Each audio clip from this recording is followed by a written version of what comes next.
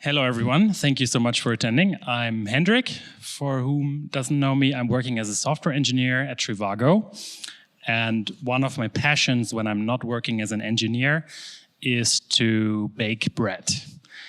And some of you probably ask yourself, why? And I gotta say, after crunching data all day long and solving technical problems, I find it very, very relaxing to do a little bit of work on something where you see results instantly, like with bread. So you bake something and 24 hours later, ideally you can eat something, and it's a very good feeling. And to me, it's also very similar to engineering because you have to combine ingredients, and the whole complexity lies in how you combine those ingredients. When I'm thinking of bread, that's at least how I used to think of bread. I would think of wheat, large plains, and it always had this beautiful image in my head.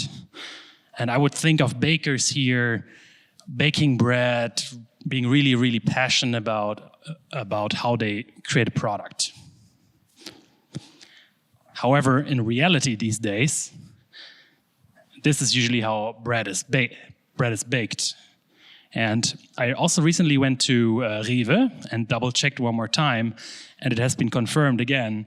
If you look at all the ingredients which are nowadays in a bread, it's a lot of ingredients. And I thought, okay, our ancestors didn't have those ingredients. So why are all those ingredients in the bread? So it can contain eggs, fish, soy, milk, crustaceans, peanuts, and so on. So yeah, I thought, okay, this is something I need to investigate. Because also when I was younger, my mom used to bake bread for me, but it wasn't very tasteful. But it was good, but it wasn't the best bread I had. So that's how I started my investigation around 2 years ago. And 1 year later, I started to report my findings on GitHub. And I published an article on Hacker News, which I used to, on a daily basis, to get up to date with tech. And I didn't expect this, but suddenly it was on the front page, and people were commenting on it about how they're making their sourdough and so on. And it really struck me. This seems to be a topic that interests some engineers. And I'm using this programming language called Ruby. And one of the core contributors, Tenderlove, he even wrote about it. People go crazy about things, and he was saying, how can this guy be so crazy about something so simple as how to make pizza dough? And if you go to GitHub now and search for cooking, actually the two most popular repositories are my repositories. The first one is about baking bread, and the second one is about how to make your perfect pizza dough. And so I thought, okay, Hendrik, you might be onto something. Let's continue the investigation. Let's try to come up with an approach. Oops, that was a little bit too early. Let's try to come up with something. Let's try to educate more people on how to bake bread. Okay, maybe some fun facts about bread. There are around 3,000 different kinds of bread in Germany. 90% of the Germans are eating bread on a daily basis. An average German eats around 50 kilos of bread per day. And it's only topped by around 100 liters of beer on average per person. There is this one mummy, it was called Ötzi. He lived around 3,300 BC. And when they investigated his stomach, they would find that Ötzi ate something called einkorn. And that's the oldest kind of grain there is. So even our ancestors were already eating bread on a regular basis. One thing, since I am from Hamburg, this is called Franzbrötchen in Hamburg. And we were occupied by the French once. And we tried to copy this croissant. This is actually also croissant. I took this picture, I made this croissant myself. And we tried to copy the croissant, and this is what came out. But it's now a very, very popular dish in Hamburg. It's mostly cinnamon and a lot of butter. And I thought, okay, let's do a little bit of a quiz. what are the ingredients of bread historically? Sorry, there seems to be a small typo. So what are the ingredients for bread? Alex? Water, grain, and stuff from the air. Okay, there's one more thing missing, almost. That's flour, water, and salt. That's all the ingredients you need to bake a bread. What are the main flours that exist? Wheat, yes? Sorry? Rye, yes? So we have einkorn. That's the oldest one. That's the mother of all grains. Followed by emmer, spelt, rye, and wheat. So wheat is actually relatively new. If you look at einkorn has around 18 grams of protein per 100 grams. Wheat has around 11 grams of protein per 100 grams. But einkorn also, it's very hard to cultivate. So a kilogram of einkorn might cost around €5 here in Germany, whereas a kilogram of wheat can only cost, I don't know, €1. So when you grow it, it's not as productive as other crops. What makes the bread fluffy?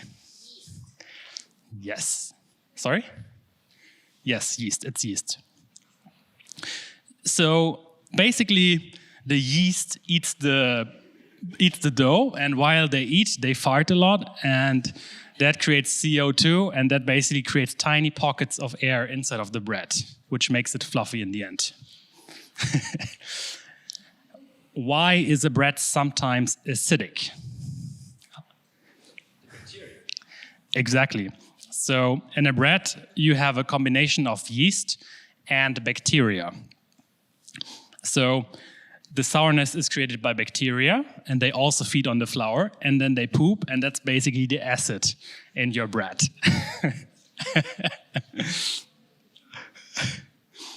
So my next question was, because when I was a student, this happened to me all the time. Has this ever happened to any one of you? You bought some bread and the next day it looks like this?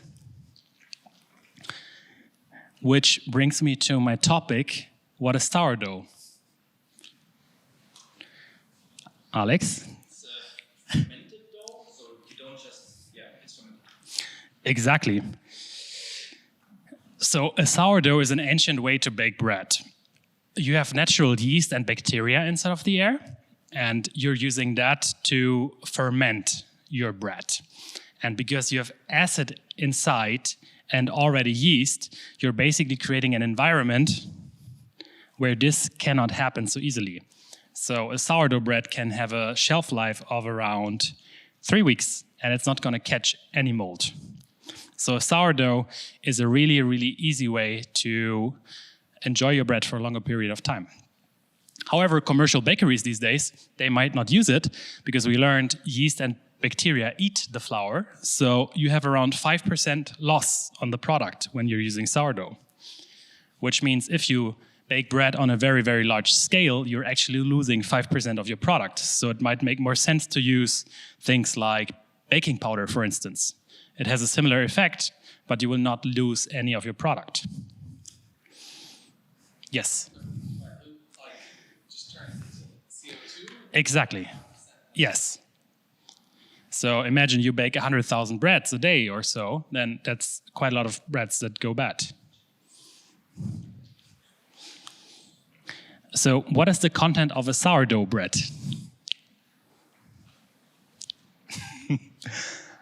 It's the same.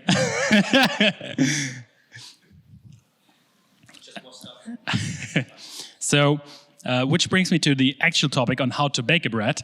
And this is what I learned after around 2 years and around 2,000 C-tests. Whenever I bake, I only try to change one parameter at a time to see what is the winning combination of the bread. And I actually today brought 2 savory breads and 1 chocolate bread, which I made for you guys to try. So that's a little bit more interactive.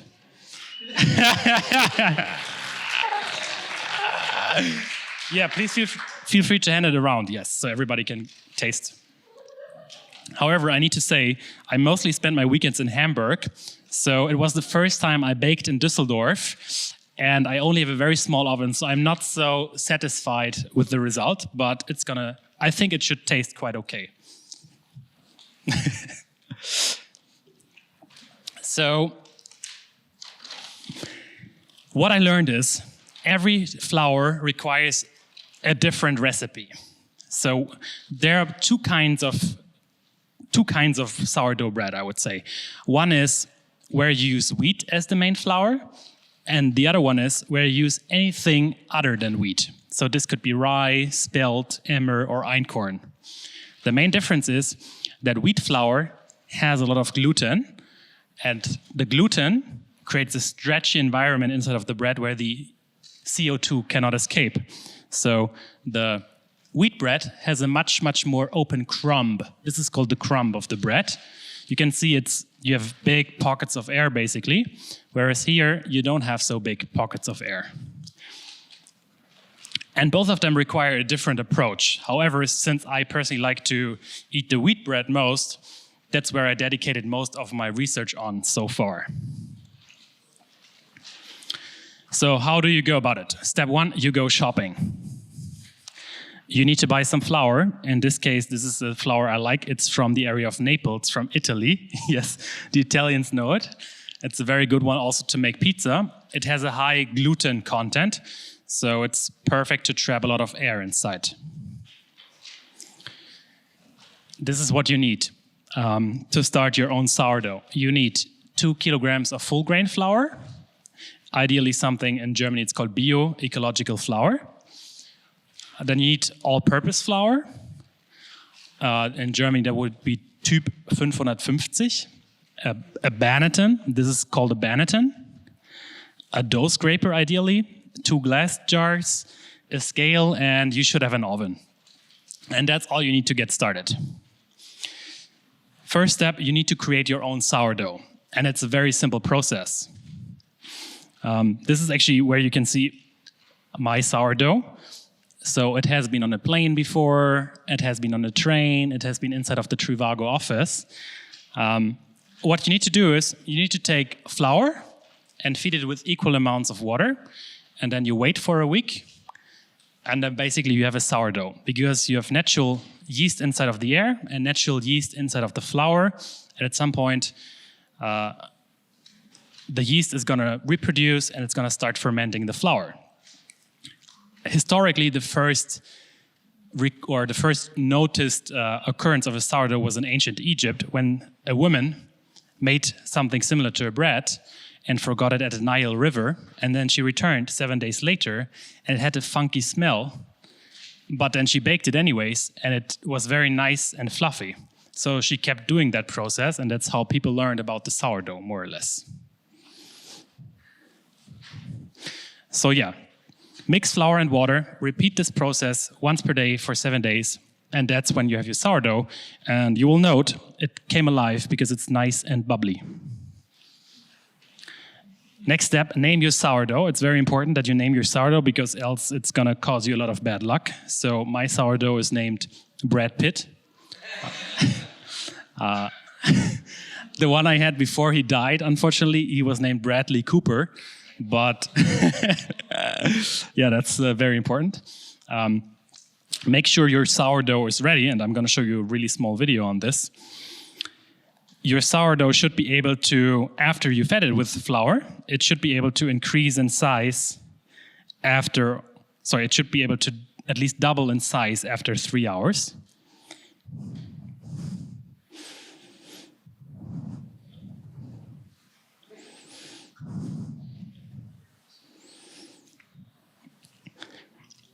That's very important. You need to have a lot of strength in your sourdough so that it can create a lot of gas in your bread.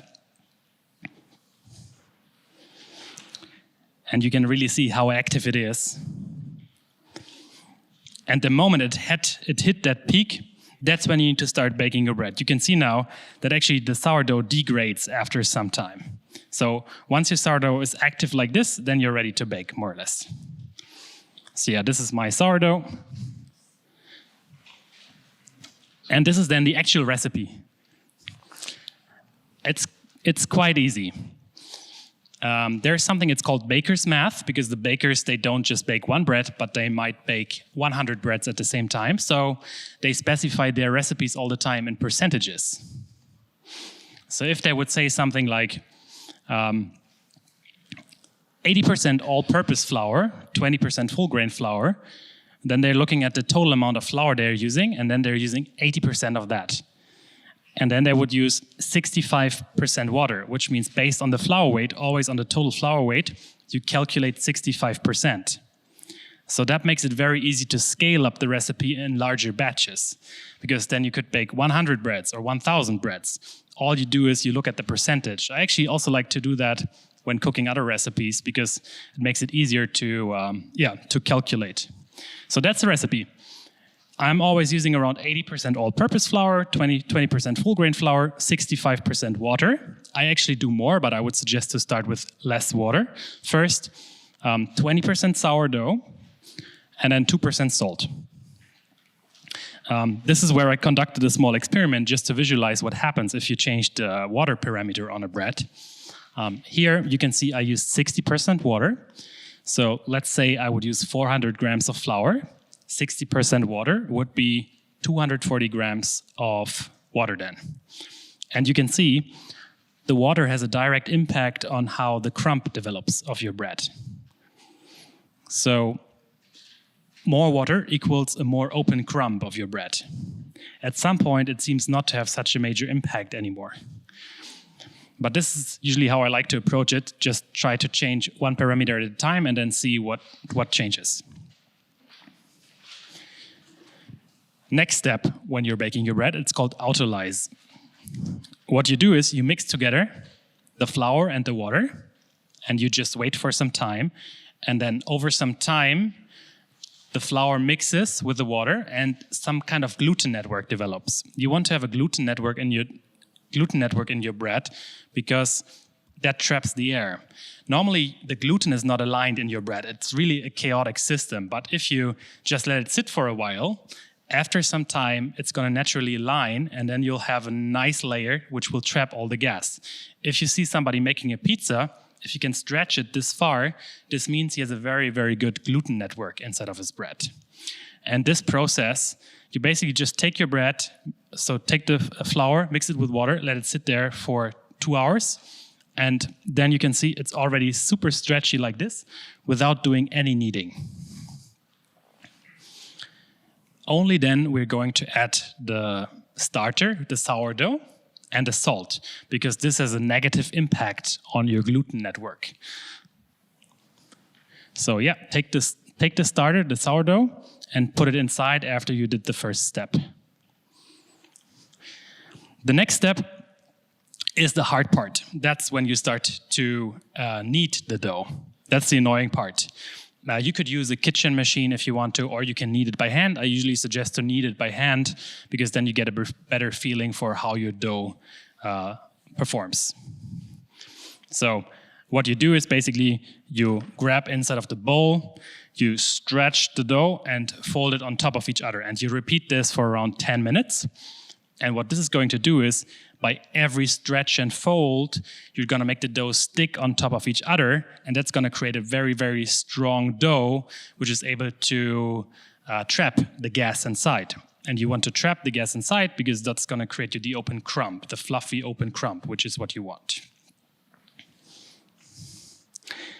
The next step is, after this kneading, you basically just let the dough rest for 6 hours or so. And then your dough is going to look like this. In between, you can do some more stretch and folds to give additional strength to the dough. How long? 6 hours. This is something that completely depends on your kitchen. It depends on how warm is it inside of your kitchen. So there's this very easy to read table, for instance. I'm not gonna go into detail, but basically this guy, he did extensive research on, depending on the room temperature, depending on the amount of salt you have, depending on the amount of sourdough starter, for how long you should approximately ferment your dough. And every time I bake, the temperature changes, so every time you need to adjust. If you see a recipe saying, let your dough proof for an hour, it doesn't work. It depends completely on your temperature inside of your room. Yeah, so I just wanted to visualize that it's not as easy as it seems. And then ultimately, when almost done, you need to create more strength by doing another of those stretch and folds. And here you can already see how many bubbles are inside of this dough and how smooth and silky it looks like. So this is going to turn into a really nice bread afterwards.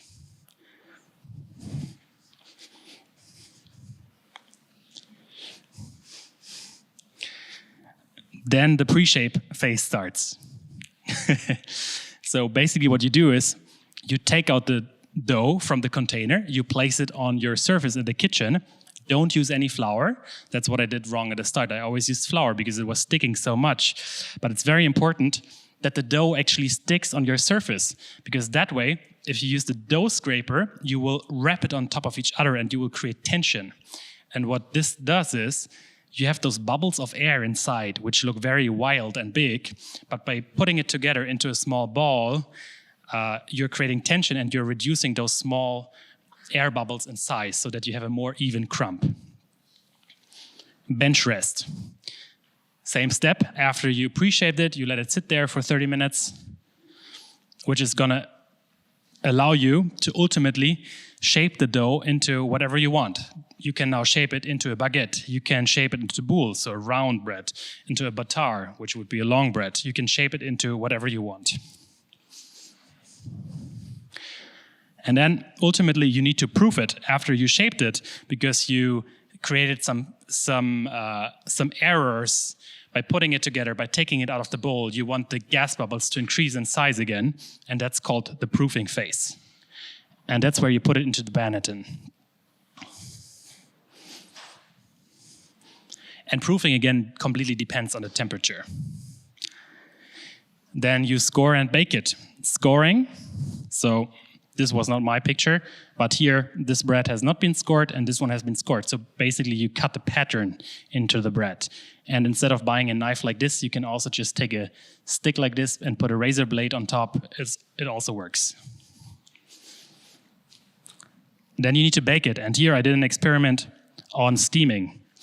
On the one hand side, I used a bowl to steam the oven. It resulted in this bread, so it didn't rise as much in the oven as the other one did, which I baked into an iron pot where the steam was not able to escape.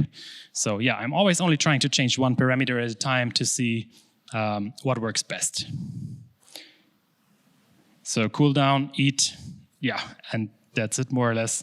I just wanted to share a couple of failures that happened to me.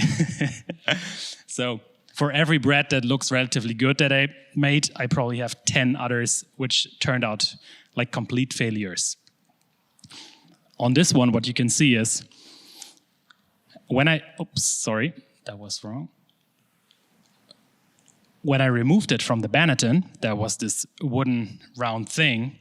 It stuck to the Banneton, and that created this error inside of the bread.